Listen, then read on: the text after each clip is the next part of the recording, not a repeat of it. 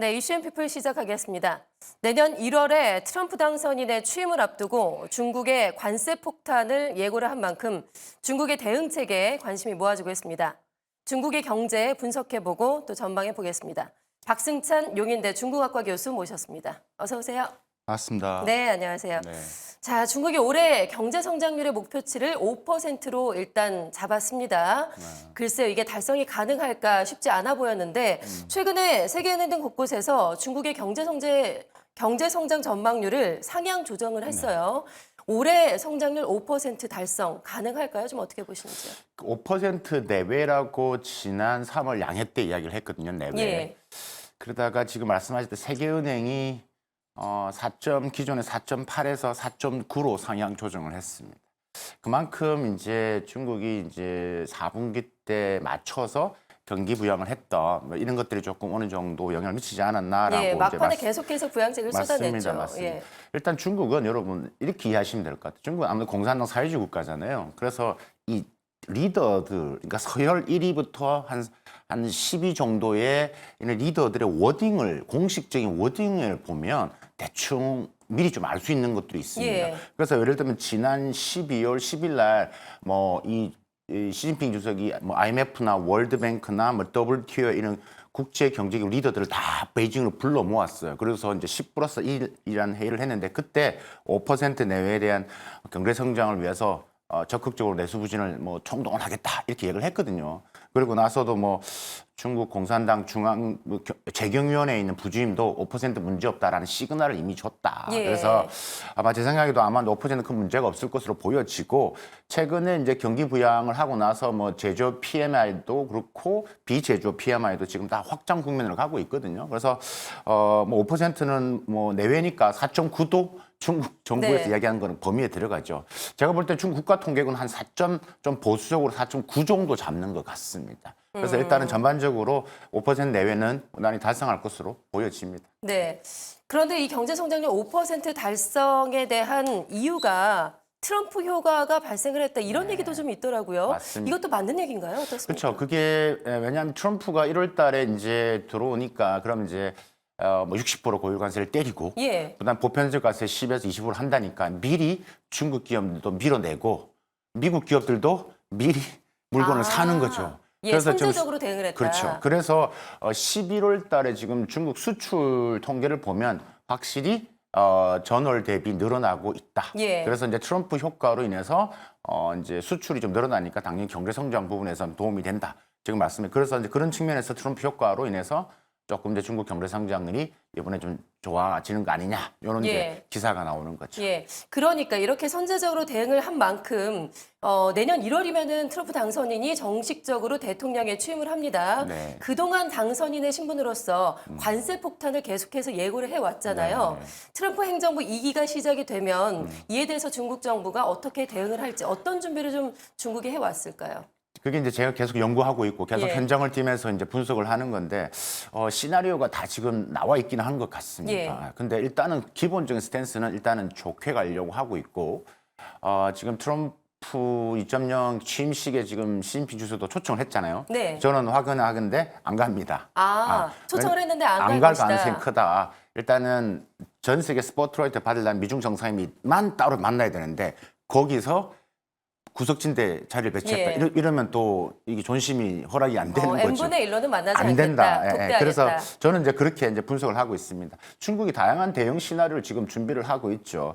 그래서 일단은 첫 번째가 중국이 이제 미국이 고율 관세를 때리면 그게 상응하는 관세를 할 겁니다. 분명히 중국도.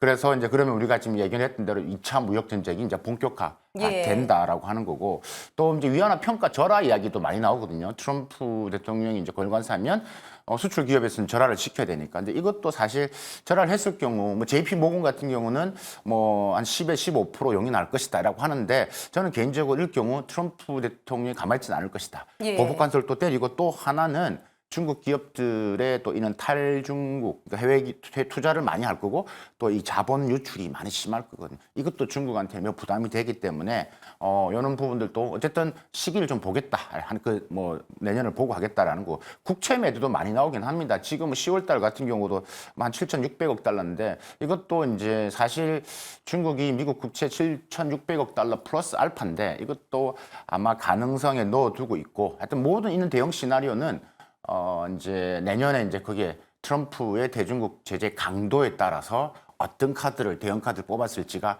아마 뭐 결정되지 않을까라는 생각입니다. 예, 앞으로 미국과 중국의 소통 방식은 좀 어떻게 될까요? 지금 사실 트럼프 대통령은 시 주석과 좀 더 직접적인 소통을 원한다라고 맞습니다. 이야기를 하고 있다고 네, 하던데요. 네, 네. 지금의 과거의 방식, 그 소통의 틀을 깨겠다라고 하는데 어떤 방식을 좀 그러니까 이제 택하게 일단은 지금 바이든 행정부에서는 여러 가지 이제 뭐 환경, 경제 안보, 뭐 외교 이런 식으로 한 26, 24개 정도의 외교 채널이 있거든요. 소통 예. 채널이 있는데 이거 다 없애고 직접 한 라인으로 하고 가능한 측근 위주로만 하자.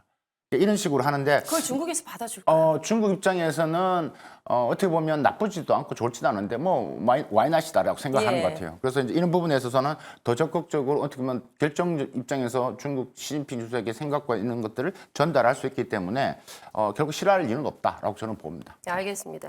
지금 미국과 중국 무역 분쟁도 계속해서 이어가고 있죠. 지금 미국에서 반도체 수출 통제를 발표를 했고요. 네. 이에 대한 맞대응으로 중국에서도 핵심 광물을 무기화해서 지금 수출을 통제하겠다 이렇게 대응을 하고 있습니다. 이 싸움은 계속해서 이어져 갈 텐데 네. 트럼프 행정부 들어서 더 심화가 될까요? 그럼요. 예. 이게 지금 가장 핵심 사안이고요. 이게 앞으로 우리가 이제 미중 관계 속에서 이제 미중 무역 전쟁도 있지만 이런 지금 기술 패권 전쟁인 우리도 매우 밀접하게 연결되어 있기 때문에 거기에서 우리가 이제 얻어낼 것과 또 잃어버린 여러 가지 이제 것을 이제 지켜봐야 되는데 이게 핵심 사안인데 트럼프 2.0에서는 더 강해질 것이다. 왜냐하면 일단 지금 중국의 뭐 AI 같은 생태계, 뭐 AI 반도체도 마찬가지, 기술 자립화 생태계가 매우 빠르게 진행되고 있고 지금 뭐 지난 5월달에 중국이 3차 빅펀드, 반도체 빅펀드라고 하는데 이게 우리 돈으로 한 67조 8천억 정도. 예. 이게 다 AI 반도체로 집중 투자하겠다는 거예요. 근데 이게 매우 부담스럽거든요. 미국 입장에서는. 그게 이제 하는 게 군사로 현대로 가고 지금 중국의 군사가 지금 뭐 우리가 아는 것보다 훨씬 더 빠르게 가고 있다. 앞으로 미래의 군사는 다 이제 첨단 기술 패권 전쟁이기 때문에. 그래서 지난 10월 달에 백악관에서 AI 국가안보 각서라는 게 나왔는데요. 거기에 보면 앞으로 이 중국의 AI 기술 경쟁력이 이제 미중 간 군사력의 이제 이 격차를 한꺼번에 뛰어넘을 수 있는 이게 게임 체인저가 될 거기 때문에 예. 무조건 중국의 기술 패권을 막아야 된다. 승을 막아야 된다. 그래서 앞으로는 더 강해질 것으로 보여지고요. 트럼프가 계속 강조했던 게 있습니다. 바이든 행정부가 너무 때리는 게 허점이 많다. 꼭 빠져나갈 구멍을 만들어 놓고 있다라고 예. 하기 때문에 내가 하면 절대 그러지 않겠다. 사실 데이터를 보더라도 올 10월까지요. 미국의 반도체가 중국에 들어간 게 한 96억 달러. 반도체 장비만 해도요. 중국이 미국에 수입한 게 한 330억 달러 정도 됩니다. 그러니까 이런 게 계속 나온다라는 거죠. 그래서 이 구멍 허점을 없애겠다라고 예. 트럼프 2.0에서는 벼르고 있는 거죠. 예, 미중 간에 그렇다면 기술 격차는 지금 어느 정도나 차이가 날까요? 중국에서 이렇게 직접적으로 계속해서 지원을 한다면 그 격차가 점점 더 좁혀질 수밖에 없을 것 같은데. 기술 격차라는 게 뭐 AI 반도체 여러 예. 가지가 있을 수 있습니다. 그러니까 이제 이미 뭐 우리가 이제 미국 AI로 본다 해서 미국을 100으로 본다 했을 때 중국이 지금 한 92 정도를 지금 보고 있거든요. 사실 이런 데이터도 좀 지난 데이터를 가지고 하는 건데 뭐 특허라든지 관련 논문 인용수 이런 것들은 이미 중국이 미국을 추월했다고 이미 데이터가 나와 있고 예. 실제 응용 능력에서는 지금 이제 뭐 미국이 앞서가긴 하지만 그게 매우 많이 목까지 이게 뭐 따라왔다라는 예. 게 미국 내에 여러 가지 이제 자료들이 나오는 거죠. 그래서 12월 2일 날 AI 반도체 이게 3차 반도체 수출 통제했던 것도 결국은 미국이 좀 이런 우려 걱정에 의해서 진행된 거다라고 보는 게 매우 정확한 표현인 것 같습니다. 알겠습니다. 자, 지금 중국의 내수 상황도 좀 알아보죠. 중국이 계속해서 앞서 말씀하신 대로 후반기 들어서 경기 부양책을 연이어서 쏟아냈습니다. 네. 이후에 경제 성장률 목표치를 상향 조정하기도 했는데 세계은행에서 그 효과가 분명히 나타났다고 보세요. 네, 좀 네. 어떻게 보시는지. 그렇죠. 이게 이제 4분기가 조금 불안했거든요. 중국 좀. 그래서 이제 이 첫 번째 부양책이 10월 1일 날 국경절 전에 딱 나왔거든요. 예. 9월 말에 나왔습니다. 그래서 그걸 기반으로 해서 2차 부양책, 3차 계속 나왔다는 이야기죠.